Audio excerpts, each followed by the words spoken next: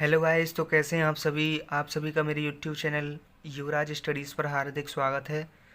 तो आज हम इस वीडियो में बात करने वाले हैं टू स्ट्रोक पेट्रोल इंजन के बारे में कि टू स्ट्रोक पेट्रोल इंजन के कौन कौन से पार्ट होते हैं और उन पार्टों के नाम क्या हैं और टू स्ट्रोक पेट्रोल इंजन कैसे काम करता है।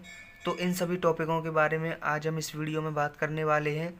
अगर आप इस वीडियो से संबंधित नोट्स बनाना चाहते हो तो आप इस वीडियो को पॉज करके इसके नोट्स भी बना सकते हो या स्क्रीनशॉट ले सकते हो, वो आपके ऊपर है।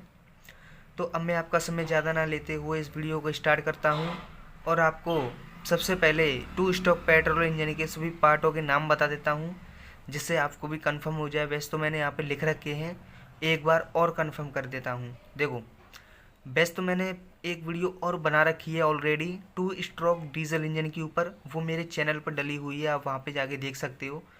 वहाँ पे 4 stroke diesel engine, 4 stroke petrol engine के ऊपर भी वीडियो बना रखी है मैंने, तो आप उन्हें भी देख सकते हो। ठीक है, तो अब मैं इसके सभी पार्टों के नाम बता देता हूँ। देखो, ये वाली जो बॉडी होती है, इस बॉडी को बोलते हैं हम सिलेंडर, और इस सिलेंडर के अंदर होती है पिस्टन। पिस्टन जुड़ी होती है कनेक्टिंग रॉड से, कनेक्टिंग रॉड जुड़ी होती है हमारी क्रैंक शाफ्ट से, और क्रैंक शाफ्ट जो होती है वो जुड़ी होती है फ्लाई व्हील से।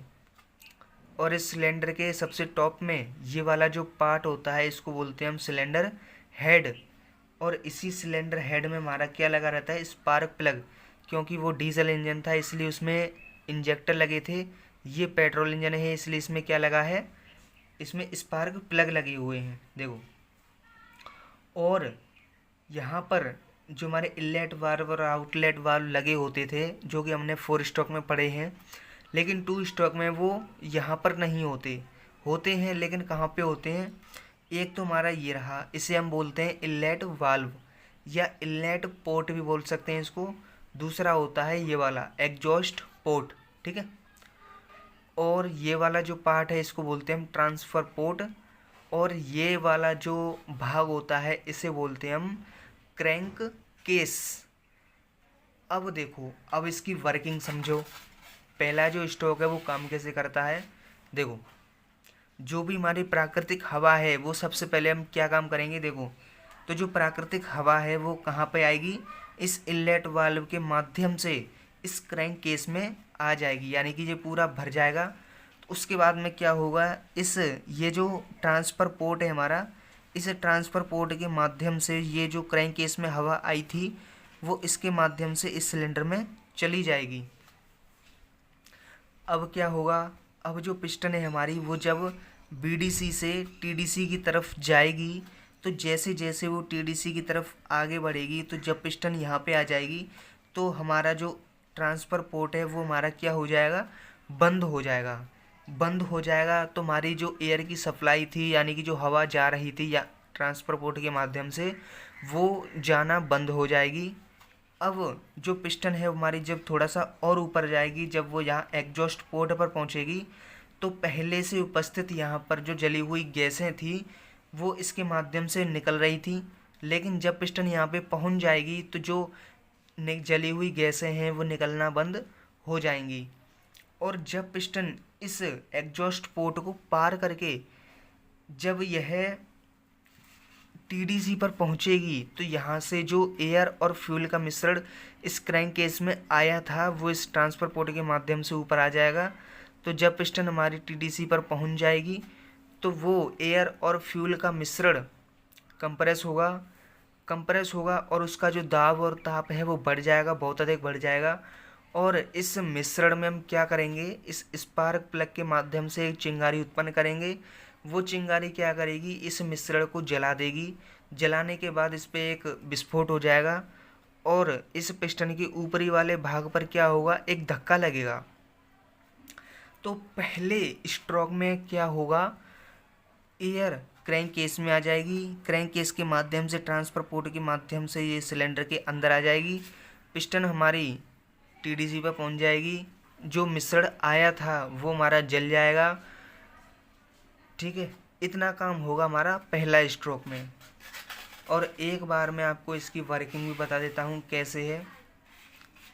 देखो, पहले स्ट्रोक में क्या हो रहा है, इस स्ट्रोक में पिस्टन बीडीसी से टीडीसी की ओर जाती है, यानी कि ये वाला जो बीडीसी है इस बीडीसी से इस टीडीसी की तरफ जाएगी।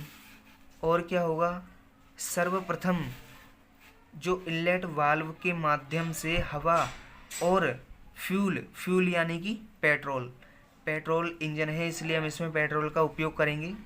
तो पेट्रोल का अंदर आ जाती है और ट्रांसफ़र पोर्ट के माध्यम से हवा और फ्यूल यानी कि पेट्रोल का मिश्रण सिलेंडर के अंदर आ जाता है। यानी कि इनलेट वाल्व के माध्यम से जब एयर और फ्यूल का मिश्रण इस क्रैंककेस में आ गया था तो वो इस ट्रांसफ़र पोर्ट के माध्यम से सिलेंडर में आ जाएगा। ठीक है, मिश्रण सिलेंडर के अंदर आ जाता है। अब जैसे ही पिस्टन टीडीसी की तरफ आगे बढ़ती है तो ट्रांसफ़र पोर्ट बंद हो जाता है, जिससे मिश्रण की सप्लाई एक रुक जाती है। जब पिस्टन टीडीसी की तरफ और आगे बढ़ती है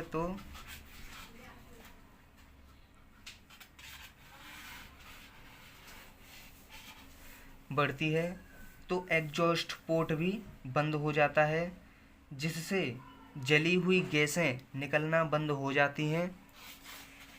अब जैसे ही पिस्टन टीडीसी की ओर बढ़ती है तो सिलेंडर के अंदर उपस्थित हवा और फ्यूल का मिश्रण कंप्रेस होता है। यानी कि जब जैसे जैसे पिस्टन ऊपर बढ़ेगी बीडीसी से टीडीसी की तरफ तो जो अंदर एयर और फ्यूल का मिश्रण था वो क्या होगा, कंप्रेस होना शुरू हो जाएगा। ठीक है, तो कंप्रेस होता है। जब पिस्टन टीडीसी पर पहुंचती है तो इसका दाब व ताप बहुत अधिक बढ़ जाता है। अब स्पार्क प्लग की सहायता से चिंगारी उत्पन्न करके इस मिश्रण को जला दिया जाता है। ठीक है, इस प्रक्रिया के दौरान इनलेट वाल्व के माध्यम से हवा और फ्यूल का मिश्रण क्रैंककेस में द्वारा आ जाता है।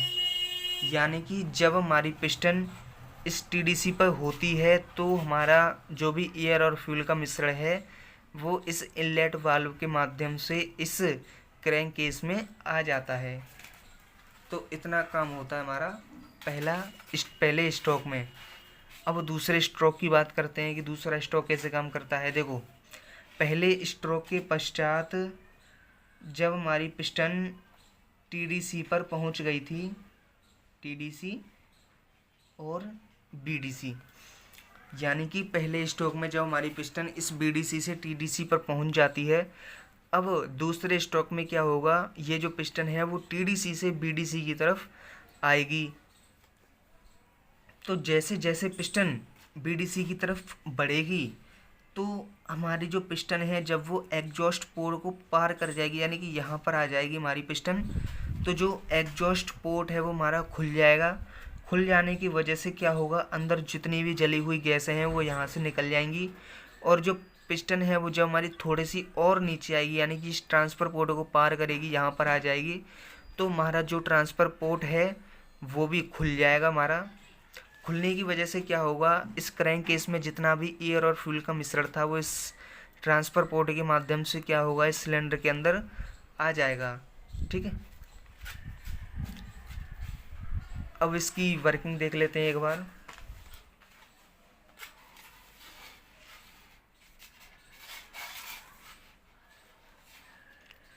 इस स्ट्रोक में हमें कार्य प्राप्त होता है।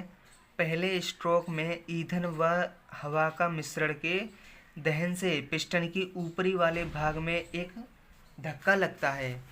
यानी कि देखो, ये वाली जो पिस्टन है पहले स्ट्रोक में यहाँ पर एयर और फ्यूल का मिश्रण कंप्रेस हुआ था, स्पार्क प्लग के माध्यम से चिंगारी उत्पन्न करके हमने उस मिश्रण को जलाया। जलाने के बाद जो विस्फोट हुआ, उस विस्फोट की वजह से इस पिस्टन की ऊपरी वाले भाग पर एक धक्का सा लगा। उसी धक्के की वजह से क्या होगा, ये जो पिस्टन है वो टीडीसी से बीडीसी की तरफ आगे जाएगी। ठीक है, तो हमारा जो है धक्का लगा।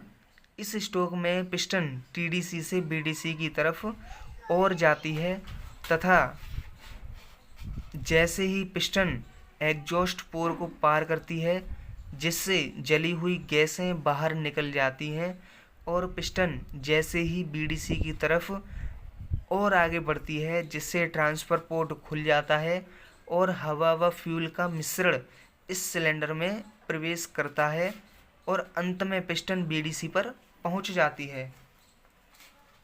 तो आई होप, मैं आशा करता हूँ आपको ये वीडियो अच्छी लगी होगी। अगर अच्छी लगी है तो इस वीडियो को लाइक शेयर सब्सक्राइब कर दो और बेल आइकन को प्रेस कर दो, जिससे मेरी वीडियो का नोटिफिकेशन आपके पास सबसे पहले आ जाए और मैं आपके लिए ऐसे ही इंटरेस्टिंग वीडियो ला सकूं।